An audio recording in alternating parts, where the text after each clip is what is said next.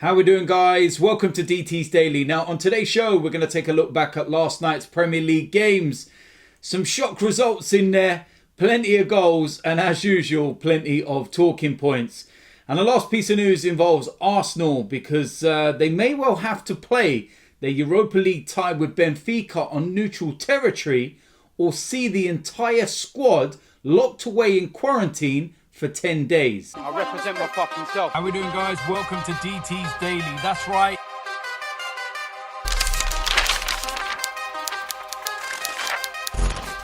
So the first place, we're going to start at last night's Premier League games. My word, was that action-packed. What a night of football that was. And the first game I'm going to start with was the one game that you won't really want to talk about too much. Brighton against Fulham. It was 0-0. And this was a huge game down the bottom end. Fulham nearly snatched it in injury time. And I believe it was cleared off the line right in the last seconds. And that would have been unbelievable if they would have ended up getting a victory there. But yeah, maybe that's just too little too late. And that was a big opportunity to close some ground on Brighton. Another game that's probably one you'll want to forget. And it was Thomas Tuchel's first game in charge at Chelsea. And it finished 0-0. And the maddest thing about this is two of the best chances, one in particular, fell to Wolves, and when they hit the bar with about 15 minutes or so to go, if he would have just dinked that over the keeper and it dropped in, what an awful start that would have been. But I think that one of the stats was saying that Chelsea registered over 800 passes during the game, and it's the most amount for a new manager since the 2004 season. It's all irrelevant really when you don't put the ball in the back of the net and it finishes 0-0. So yeah, he's going to want to get some improvements, that's for sure, and he's definitely got his work cut out. Burnley against Aston Villa, what a game this was. And Burnley won it 3-2. And all I can say about this game is Aston Villa have literally thrown away 3 points. In the first half, they completely and utterly dominated Burnley. Went 1-0 ahead, Ollie Watkins. And then they had chance after chance after chance. And going in at 1-0, you were thinking, is it going to be one of those where they live to regret? Within 5 minutes of the second half, they were regretting it. Ben Mee scores, but then Jack Grealish goes and puts them 2-1 ahead with 20 minutes to go. And then with 15 minutes to go, 2 goals in the space of 3 minutes, turns the game around completely. And Aston Villa will not be happy about that in any way, shape or form. They've got plenty of games in hand, and this was a big opportunity for them. And like I said, they threw away 3 points big time.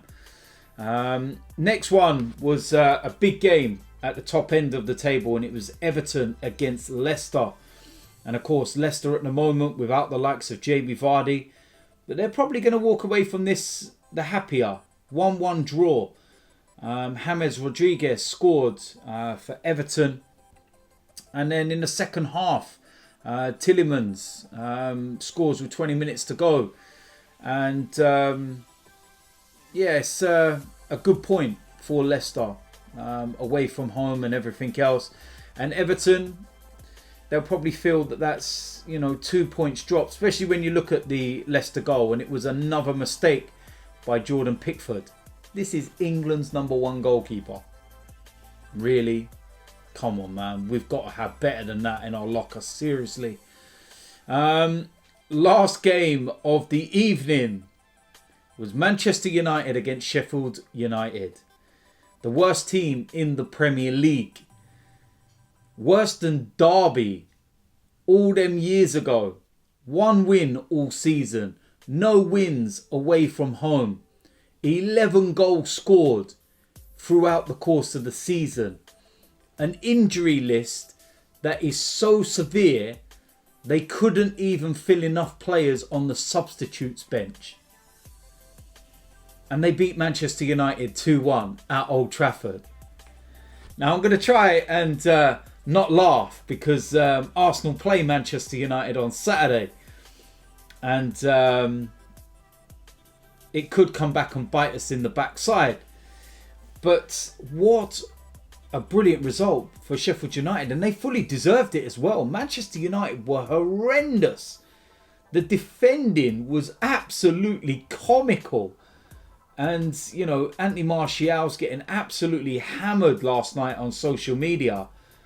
Because, you know, giving the ball away, his lack of urgency, or Harry Maguire. And it just looked calamitous. And, you know, if Manchester United fans have any genuine aspirations of winning, you know, the Premier League, they've got to sort that defence out. You know, what was the old saying that strikers score you goals, but defenders win you titles? And it's so true. Defenders win you titles. And with that defence, Manchester United are not going to win the title. You look at Manchester City. Look at their defence. The best defence in the Premier League. And there's a reason why they're on the form that they're on. Absolutely flying right now. I think they've won 7 out of 7. And yeah, defensively sound. And they allow their attacking players to play with that freedom. And not that they're going to have to try and score to chase the game because they're 1-0 down. And that was the thing. Manchester United went 1-0 down again. And then there was still that, yeah, you know what, they'll turn this one around. It's Sheffield United. And then when Harry Maguire scores to equalise, you're thinking, yeah, they'll go on and win this game. But they didn't. And it was just calamitous in defence. And Sheffield United deserved winners. The one talking point of this game, I suppose 2 talking points, but one similar incident, would be Sheffield United's first goal. It was a clear foul on David De Gea. Billy Sharp pushed right into him. And what compounds that is that Manchester United scored 10 minutes or so after, 15 minutes, whatever it was. And a foul was given on the goalkeeper. But there was no foul on the goalkeeper. And because these incidents happened in the same game, 10-15 minutes apart, you can't separate the two. If you're giving the goal to Sheffield United, then you've got to give the goal to Manchester United. If they would have blew up and gave a foul for Sheffield United and no goal, then it would have been understood why they did the same, but not different. So in that respect, yeah, I have to stick up for Manchester United there because that one was a bit harsh. But listen, swings and roundabouts. You win some, you lose some. And they've had their fair share of, you know, decisions go their way. So it's going to leave a, interesting, you know, subplot to the game on Saturday. Arsenal-Manchester United. I can't wait for that game. And we'll see what happens. But we'll get into that in due course and not for this one. But in terms of the Premier League table, yeah, that's done a lot to the table. And Manchester United are second, Leicester are third, Everton, they remain in 7th place. Chelsea, they do go ahead of Arsenal in 8th place, but they're level on points and it's only goal difference separating them. Aston Villa stay in 10th place.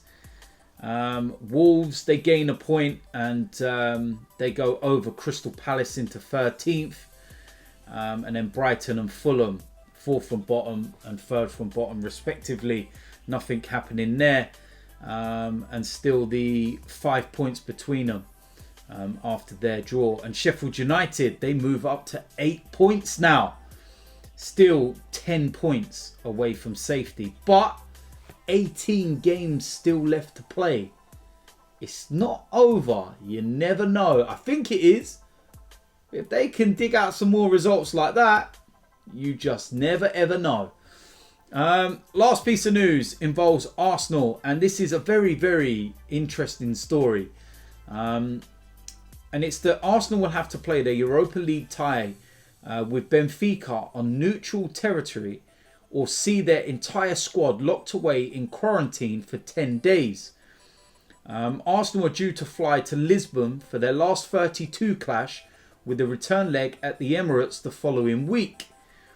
But the government yesterday announced strict new regulations are in force for arrivals from red list countries, which see everyone bus directly from an airport to a hotel for isolation against new mutations of COVID-19. Portugal is one of the countries on the red list, meaning if Arsenal travel to Lisbon, the group would be quarantined immediately on their return. And it's also been confirmed that there is no elite sport exemption to sidestep the rules, and it is unlikely that situation will change anytime soon. A government source had said the rules are clear given the gravity of the public health situation. It is for the football authorities to consider appropriate plans for fixtures and events. National governing bodies are aware of this. This is a bit of a strange one, because surely they're going to have to play this at a neutral venue now. I know there was talk a couple of days ago. Benfica, rightly so, are saying no, they want to play it at, their stadium. But with these new regulations in place, they cannot expect Arsenal to travel over to Benfica and then go into quarantine for 10 days. What are we meant to do for the Premier League game that's directly after that? What are they, meant to do for the return leg 7 days later? Think about it. Are we meant to send our under-18s over to Benfica so that we can play the first team in the Premier League and then the return leg? But then the return leg might be, irrelevant because we could get absolutely battered in Benfica. Nah. Surely something's got to be done about that, and they can't make that happen. And it would have to be played at a neutral venue. One where Arsenal can travel to and they don't have to quarantine. Or they get their exemption that they need. It's going to be an interesting one to see what they do with that, because, you can't make Arsenal travel over there and say, right, you've all, got to go into quarantine. That means Mikel Arteta, the coaching staff, the physios, doctors, whoever. Really? Come on, man. I understand the rules and everything else, but given the situation and the football we're playing, you can't make them... Nah, something's got to be done about that, and it'd be interesting to see what they do. But I think that Benfica may well have to go and play at a neutral venue, one that suits everybody. And there's not much we can do about it. Those are the rules, and there's a reason why those rules are in place at the moment. So interesting to see what happens. So there we go. That is it for today's DT's Daily. As usual, let me know in the comment section what you think about today's topics. If you're new around here, hit the subscribe button, smash a like on this video, and I will see you lot soon. I'm out of here.